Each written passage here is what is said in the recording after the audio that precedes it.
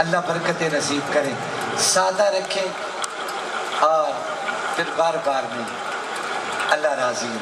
ہلکی سی آواز کھول دیجیے، ہلکی سادہ کر کے کھول دیں، پھر کچھ بھی نہیں ہوگا انشاءاللہ۔ میں عرض کر رہا تھا کہ یہ بندہ امیہ کا غلام ہے اور پیٹا جاتا تھا اسے امیہ کے ڈیرے پہ۔ جب اس کی صدائیں نکلتی تھی نا، احد احد کی صدائیں بلند ہوتی، میرے آقا بے قرار ہوتے۔ ایک دن جناب صدیق اکبر رضی اللہ تعالیٰ عنہ در رسول پہ آئے، اللہ کے پیغمبر بے قرار ہیں۔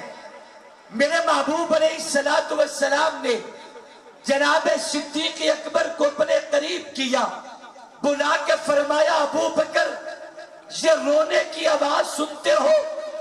آپ کے کانوں تک یہ آواز آ رہی ہے؟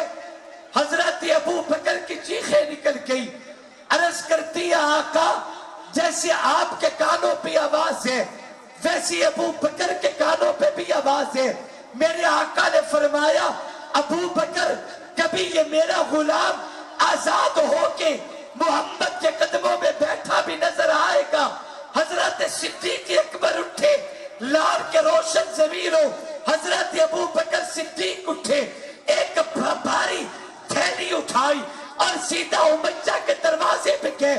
توجہ سے بات سمجھنا، جب امیہ نے جناب ابو بکر کو اپنی طرف آتے دیکھا، اس نے بلال کو چھوڑ دیا، گولا پھینک دیا، ایسے 4 قدم پیچھے ہو کے ابو بکر صدیق کی طرف متوجہ ہوتا ہے۔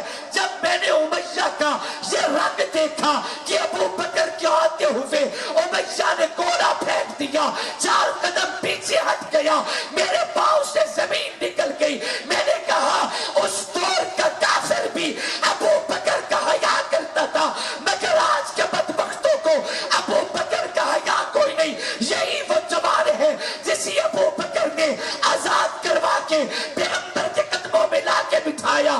اسے بلال کہتے ہیں، اسے بلال کہتے ہیں، اسے مؤذن رسول کہتے ہیں۔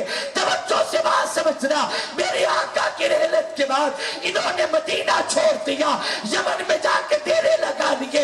ایک دن میرے آقا نے خواب میں آ کے فرمایا بلال یہ یاری تو نہیں کہ میرے جانے کے بعد میرا مدینہ بھی چھوڑ دیا۔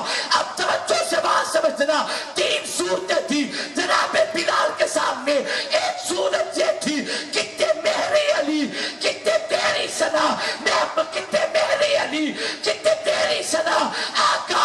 ایک صورت تو یہ ہے کہ میں یہی بیٹھ کے اپنی آقا کو یاد کرتا رہوں۔ میں کہا میرا محبوب کہا، میں اس مقام تک کیسے پہنچ سکتا ہوں؟ ایک یہ صورت تھی، اور دوسری صورت یہ تھی اپنے گھر میں جھاڑو دیتے، اپنے گھر میں صفائیاں کرتے، بلال یمن میں بیٹھ کے یاد چھڑکاؤ کرتے، چراغا کرتے، خوشبوئیں مہکاتے، اور وہی یمن میں بیٹھ کے اپنے آقا کو آواز دیتے، سنا ہے آپ ہر عاشق کے گھر تشریف لاتے ہیں، میرے گھر میں بھی ہو جائے چراغا یا رسول اللہ۔ اے بابا اگر یہ بات بلال کرتے تو بات عقل کو رکھتی تھی، بلال کہتے تو بات عقل کو رکھتی تھی، مگر جناب بلال نے اس پہ بھی عمل نہیں کیا۔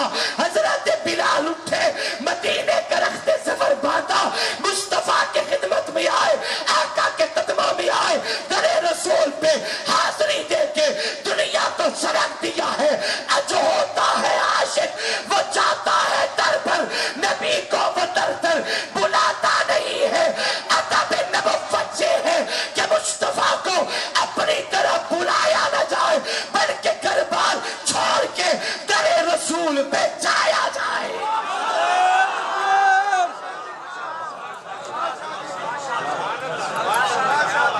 ادب نبوت، سبحان